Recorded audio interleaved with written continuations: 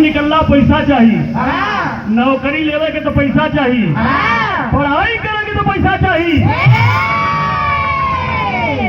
बेटवा अगर ना कमात हो 4 साल 5 साल बाबू कहिया करे बात तो सयान बंद कहिया निकल 4 पैसा कमैबा ना सरऊ तो हमारे कपारे बैठल हुआ हम कितना दिन ढोआ। तो मास्टर साहब तो नहीं आ जा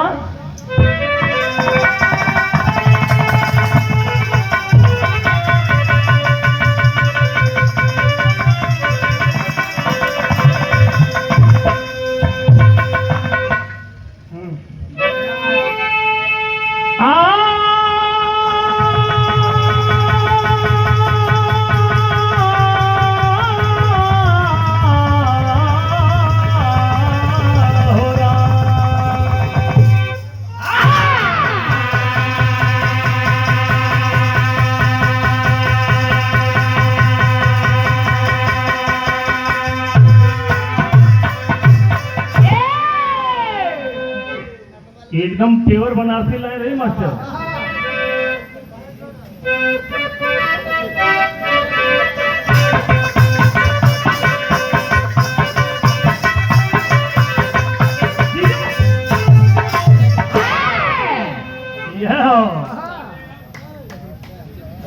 तन्नी से तुहार पर्दा गर्म हुई बतावत है, सुन ला पहले बात के सुन के तब बजाओ। भैया भैया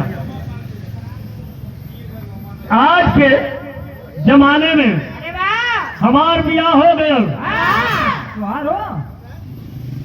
मान ले बच्ची हमार तोरों पर लागू कर तोर होगा बतावत है ना भला ना। मान काल ब्याह हो गया भैया है भैया, अगर काल ब्याह होगा मेहरारू आई 1 साल 2 साल तू कमात है कि ना वो पूछी उछी ना। यहाँ एक बिटिया चाहे बेटवा पैदा भर बुलाए भैया तब तो वैसे चापे शुरू करी कमैबा ना तो यही रह के का करबे तू बच्चे के नेथुल ले आवे कहीं कि ना कहीं ओकर खर्चा के देखी यही बता काली कवि जी लिखलन का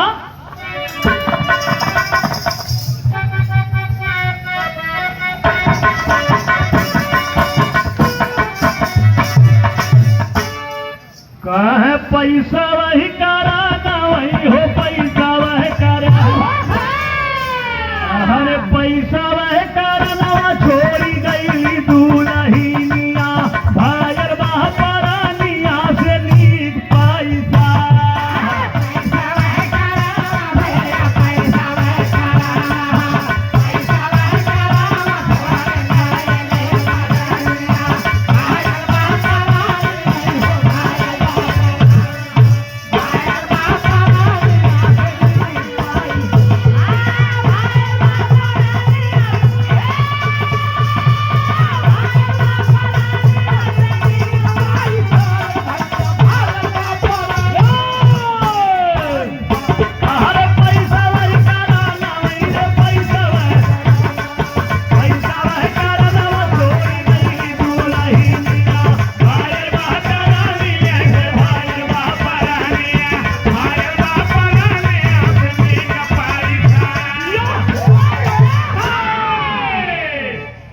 यही भाव पर दिखाए यार सुंदर पुष्पहार और सादर 100 रुपया पुरस्कार परम आदरणीय हमारे बड़े भैया उदय प्रताप चौहान जी।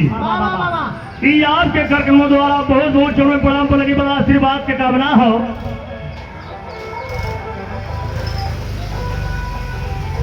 जे जरे आज मस्त हो अरे बजब चाय हमारे ललन भैया कहीं जाग व्यवस्था कर दो जाओ पार्टी पे बाबा। हाँ जाएंगे काका पोता हुआ भाई बाबा यारो परानी पैसा के खातिर देखा जाना ऋषियानी पैसा का दुनिया हो बाया अभिमानी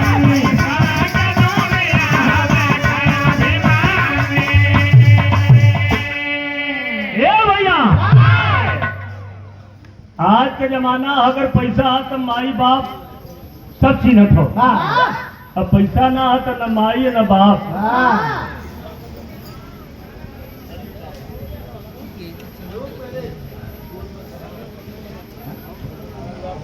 ई देखा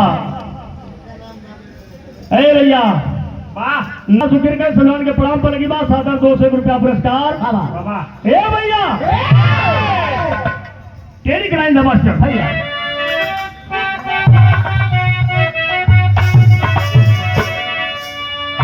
अरे पैसा वही कराना वही हो पैसा अरे पैसा वही कराना खोई गई दीवार दानिया भाई महापरानिया से नी पैसा।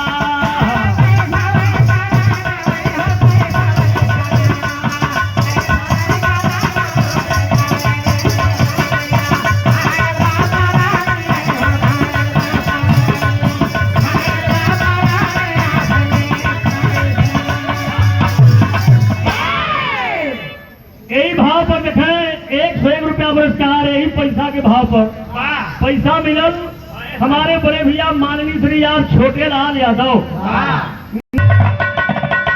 देखा तब के जमाने से और अब के जमाने से कितना अंतर हो।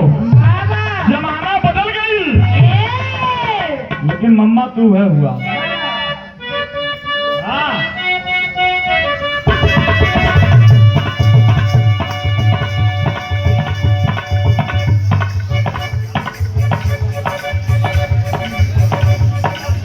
यही भाव पर 51 रुपया का आशीर्वाद आई हमारे बड़का भैया दीपक बैंड पार्टी नौर जाता चौका चलावे एकदम मजे में काम है।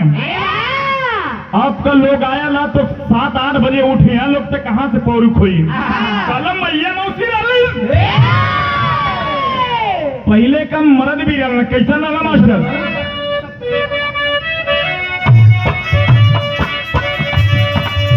रहने तब कई ज्यादा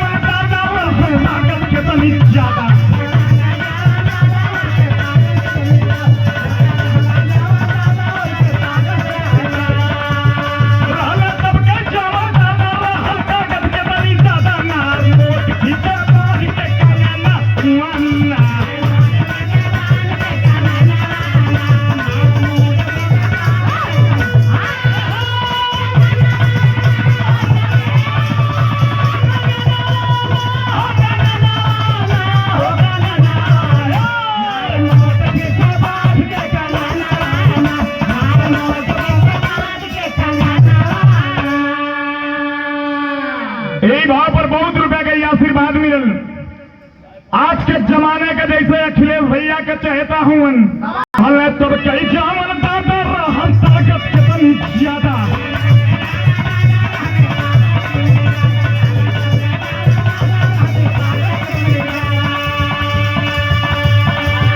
रहले तब कई जावन दादा रहन ताकत कितनी ज्यादा नार मोट भीतर बांध के टंगना वाला।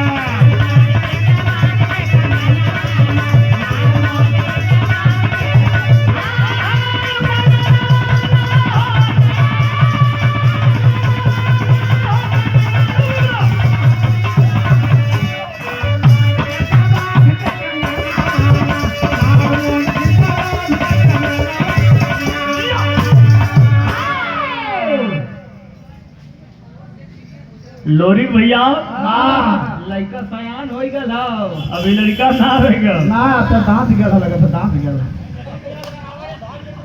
अब दांत गल हो। देखा हमारे लगे पैसा कई जने देना है यही नारे मोड़ के चक्कर में पैसा भुला गई नौवा भुला गई तो बोलब का सबके एक से पलकी कर रहा। अच्छा वहां के लिए तो बोलते वो नहीं रखले रहे परम आदरणीय हमारे गुरु तुल्य परम माननीय स्वर्गीय मंटू कवि जी वो नहीं का आप पोता हुआ बड़का छुट्टा भैया शोसेनपुर से लाइन सुना 2 लाइन के और बाद बचल हो। आज के जमाने में अगर पैसा ना हो तो कौनो काम आगे बढ़े वाला पढ़ लिख के ढेर जने पहला बन के रोडे में घूमत हो। मनरेगा में ना लगा था। अब यहाँ हमारे लगे हम काटला अगर 50,000 1 लाख का हमें जरूरत आ गई कि हमारे बेटवा का एडमिशन कराओ भैया हमारे लगे पैसा ना केहू मदद कर दो हल्दी कर्जा के देवे बदे तैयार ना हो ना बाबा तो जमाना वो अगर हो कि अगर शिक्षा हो तो शिक्षा के साथ साथ पैसा का भी रहना जरूरी हो। चाहे वो पैसा के बल से नकली डिग्री लेला, चाहे अपने बल के पढ़ाई के बल से दिमाग से अपन डिग्री लेला, लेकिन डिग्रिया ले के कुछ ना हुई जब ले पैसा न लगी तो कहना हो भैया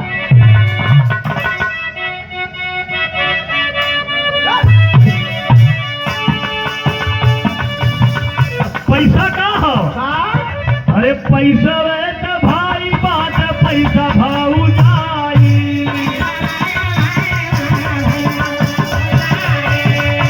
अरे पैसा वही बाते पैसा वही कारण वया लगावल बात नाई।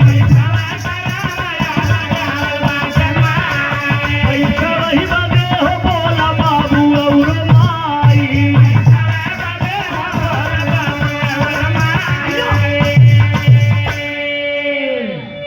अगर बेटवा कत्तो जाए के प्राइवेट नौकरी करत है 10,000 महीना पावत हो। आज के जमाना हुआ अगर शौकीनी वाला जमाना के अगर 10,000 महीना पावत हो तो 10,000 में से तू 5-7 हजार खर्च कर देबा, बचल तोरे लगे 2-3-4 हजार। अब वो 2-3-4 हजार में अपने संगी साथी में खर्च करबा कि माई बाबू के देबा। बच्ची के ने पुल लिए बा बाबू कहियन बेटवा कमा था पैसवा करा लगा 1 साल 2 साल बाप से कहिया कहिया करे बात है अपन व्यवस्था देख भाई अपन मेहरारू लड़का लेके जो चाहे जवन कमाए अपन तो देखे हमसे तोर मतलब तोर पढ़ाई भी लिखाई तो के हमार कुल गोबर हो गल। मास्टर तेरी के लाइन में बा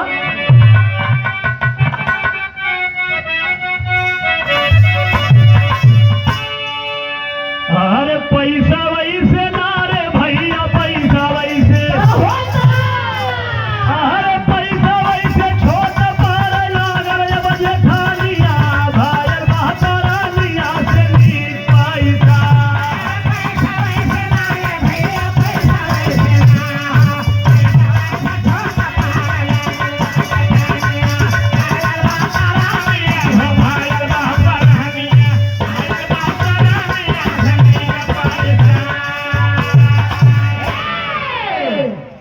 पैसवा से छोट परे लागल अब जेठनिया भयल बा परनिया से नीक पैसा ले हो। MA के लिए MSc के लिए BSc के लिए E pharma D pharma B pharma. अब तो लगा था 3 लाख दे अपना एडमिशन हुई पढ़ के बेचारा पगलायल हो का करबा। आखिरी लाइन मास्टर भैया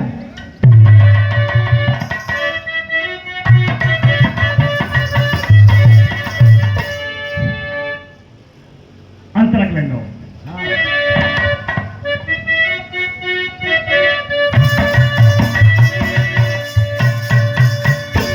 कि ये मैं BA पास पागल समान हो। ए हो ए मैं BA पास अब पागल समान हो दोनों ओकर महत्व हो ना ना MA BA पास है अब पागल समान हो। भैया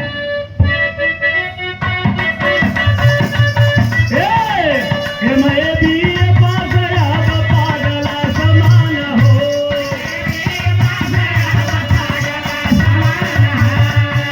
हर पैसा वही का पूजा होला पैसा भगवान हो।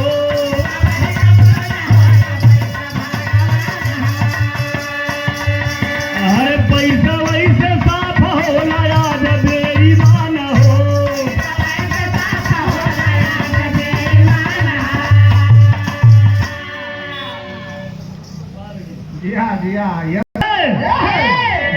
आज के पढ़वैया MA BA MSc BSc कह के पगलाल हुआ। नौकरी कत्तो मिला तुला ना बड़ा घुस लगा था। अगर कत्तो से जुगाड़ो बना था तो बड़ा हाल लगा था तब जाके भर्ती हुई तब नौकरी परिवार कहना तेरी से।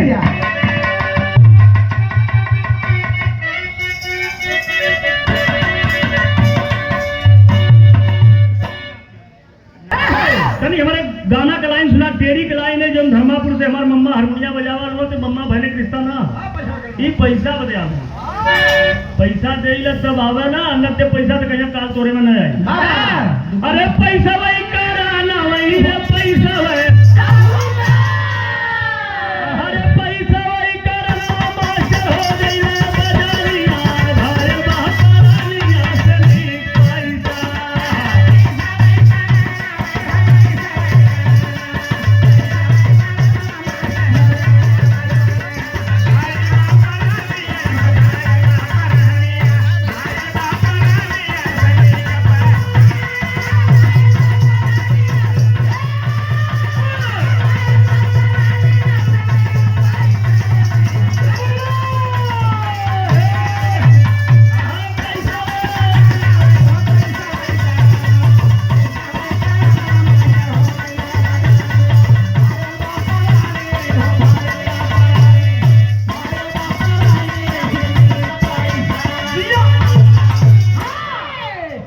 अब कुल बात बताई ले ली, अब हम आप सोचत ला कि यही जब छाप लगा के गनवा खत्म कर दे। पैसवा करनवा मास्टर हो गई ना, बजनिया भैरवा परनिया सिन्नी पैसा ये भले हमार मम्मा हवा, लेकिन ये जनिया ना कि हमारे बहन इनके बहन का हम लड़का है। जाना ना तू नाम मनसा है केवल कर जानल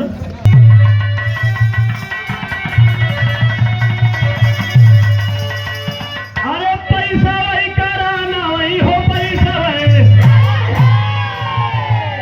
अरे पैसा वही कराना जिल्ला लोरी का भजानिया भाई बहकारिया से नीक पैसा।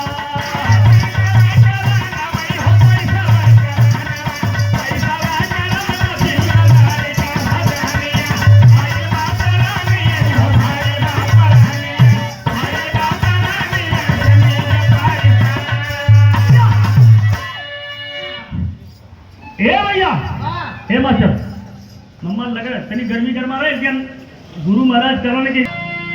ए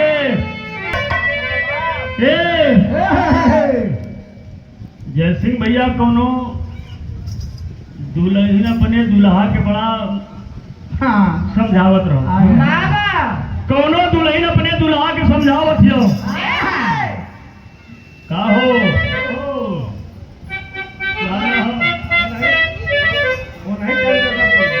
कोनो दुल्हन अपने दुल्हा के समझावत हो।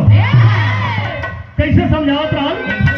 ये हमरे जौनपुर का पेवर देसी कहरवा हो, नहीं रहे उठाई के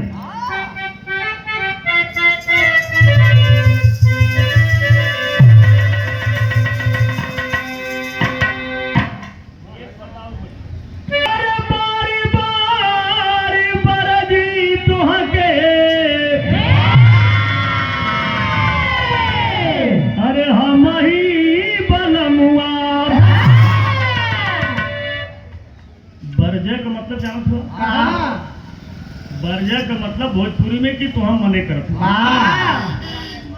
जी जाए दुनिया में जावे रात्रि के काम भंडा खिला ना हम बात बताओ थी जो रोके सुना वो मने करत हल कैसन का काम तू जिन करा कैसे का था कैसे बा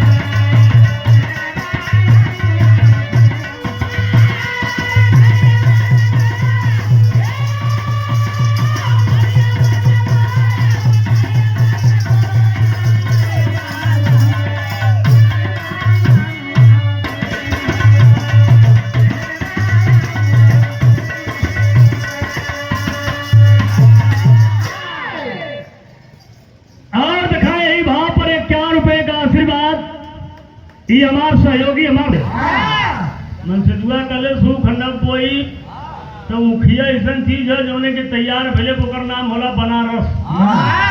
मान तैयार रहा खाली पानी डाल दम काम बन जाई, दाल ना होई चावल ना होई काम वही से निकल जाए। मेरवा कहे कि बार बार बरदी हम तोके बलमुआ उखड़िया मत बोया नारे बलमुआ